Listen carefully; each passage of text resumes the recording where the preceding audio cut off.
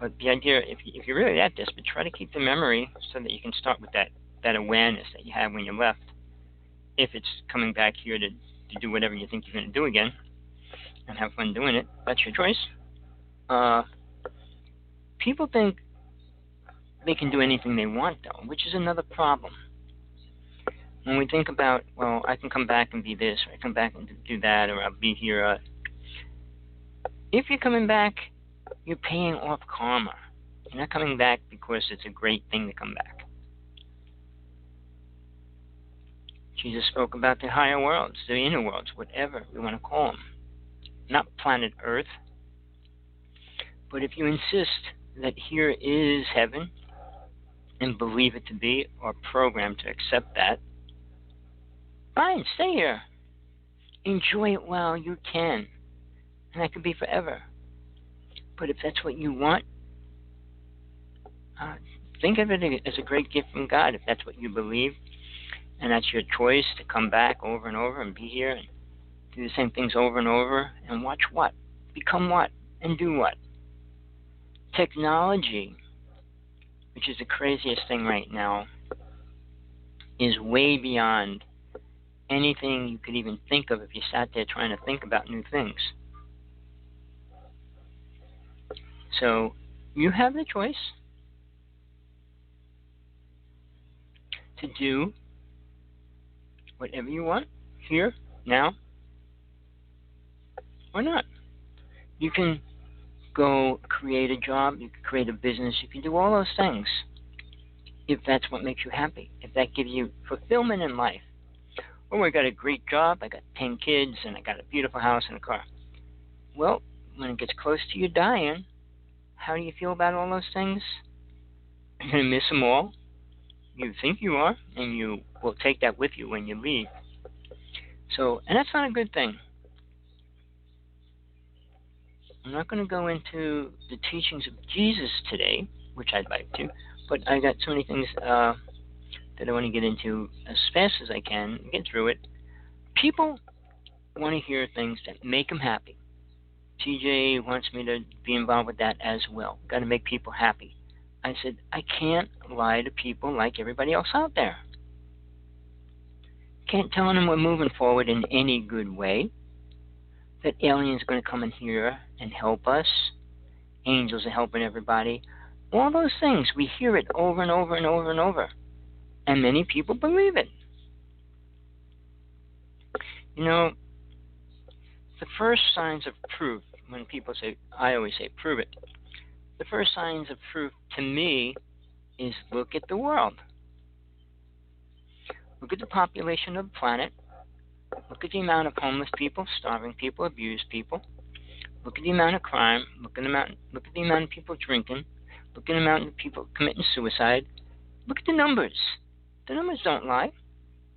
You could play with them a little here and there, but put on the news, TV, or the radio. What do you see? What do you hear? How many people are shot today? Where's the shooting today? Where's the bombing today? Where's this today?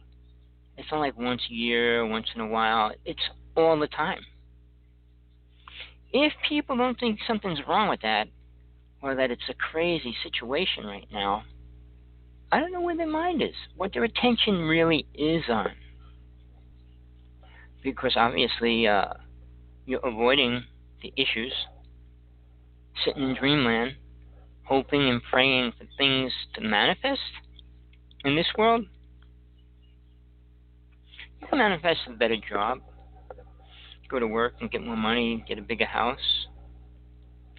But, you know, I use the word dream, and people say you got to fulfill your dreams. Well, I think that's a little bit crazy. What do most people dream about?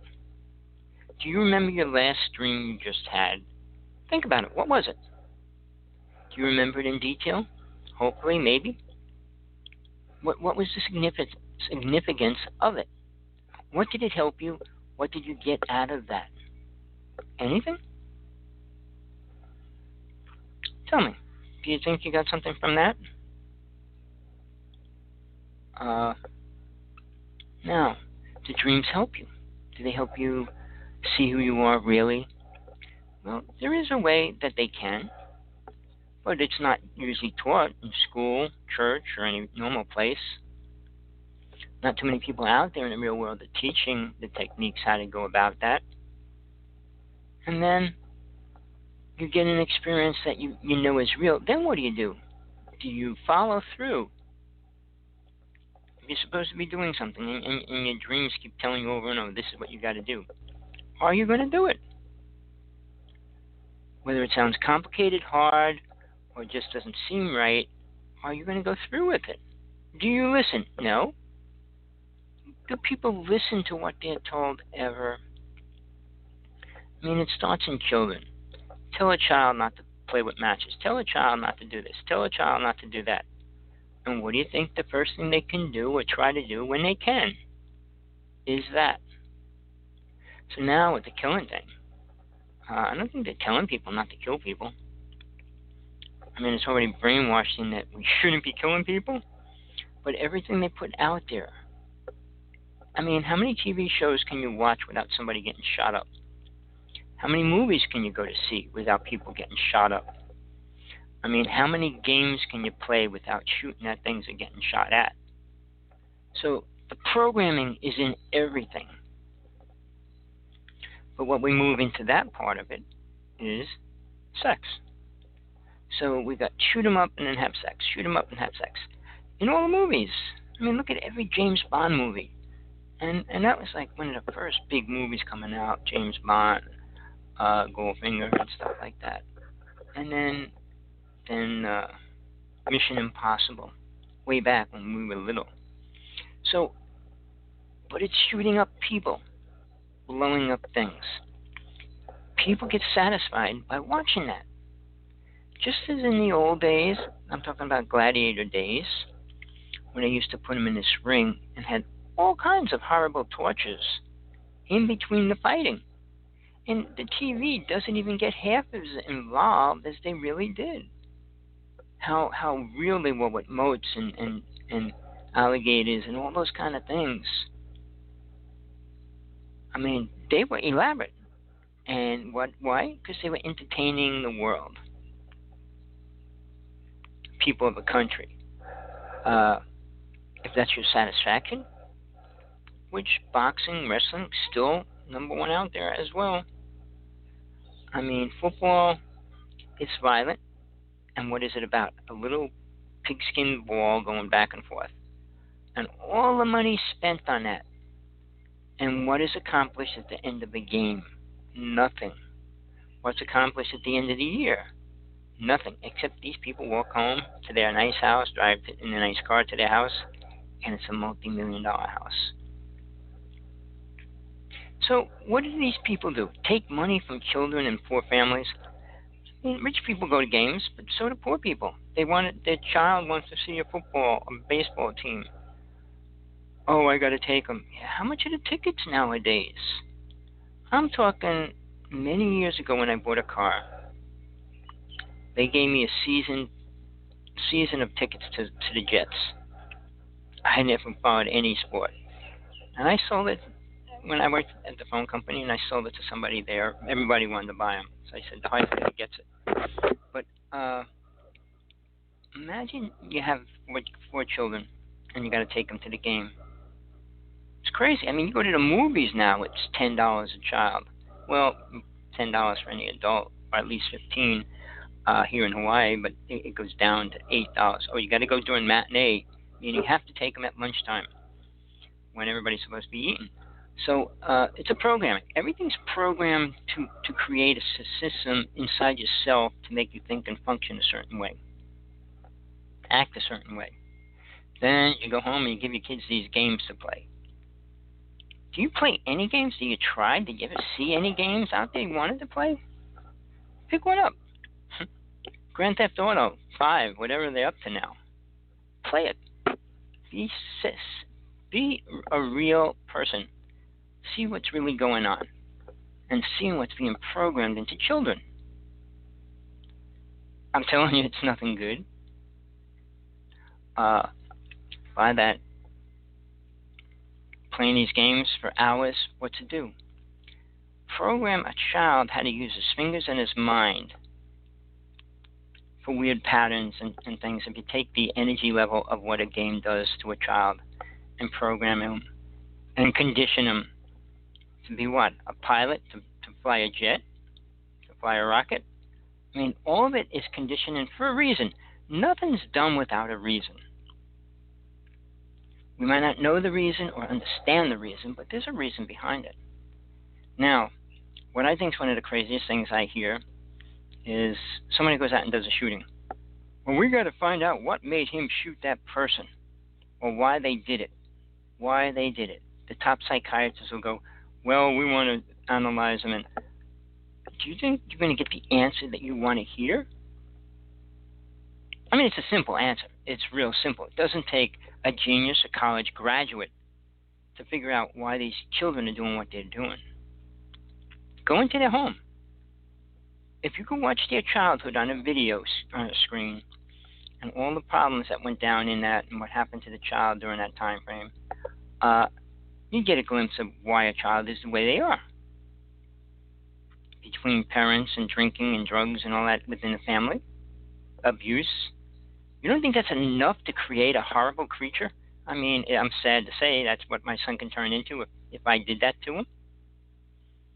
Sure it is. And I know multiple people directly. Because of that, they became that. I mean, now they have shows on TV, Married to a Prisoner, getting married in prison. I mean, do we really need to see that stuff?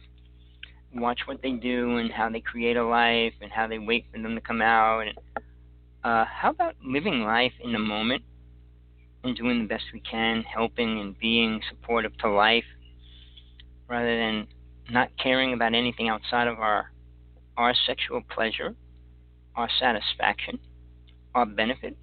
I do my show. I know not many people tune in because I'm too real, too honest, and I talk about the truth. People want to hear stories that kind of interact with a false truth and give them some kind of foundation. Well, I will say this. I only put out there what I know is happening right now, how it's affecting us, and what we're going to do about it. I can only give you ideas. It's up to you to follow through with finding out if it's real, if it's true, what I'm talking about, it's even something that's really going on. But if you do, you will notice that when you go out into the world, it's not what you perceive it to be. Well, here in Hawaii, when I go out the door, go into town, I see the people, the way people live here, the way people are. Why am I living here? Well, where do I go from? I went from Jersey to Washington to Oregon. I was out in South Dakota to here. And where would I want to go next? Sure, not to the moon, not to Mars, not to Venus. What would I want to do there? All these people that want to go and are ready and all that. Oh, I'll go on a ship. Yeah, I'll go on a ship. And what do you think happens when you get on a ship? You think you're going to feel okay? And you're going to get somewhere? And what do you think you're going to eat?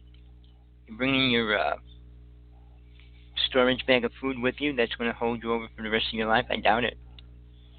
What do you think different races eat? Sure, they eat some of the things we do, but a lot of the things we don't, like other people. Do you think aliens do drugs? Do you think aliens drink? Well, think about it. The whole human race on this planet, what percentage drinks and smokes? A big percentage. Not that I do, but everybody else I know does. So what do you think an alien does for kicks? We say good and bad aliens. All right, like good and bad people. What do good people do? What do bad people do? What do people do for entertainment? Now that's the most abstract craziness you can go through. Doing something that'll almost kill you. Having super crazy, bizarre sex. I mean, where do you go? What do you create from that? Think about it. How come you don't hear people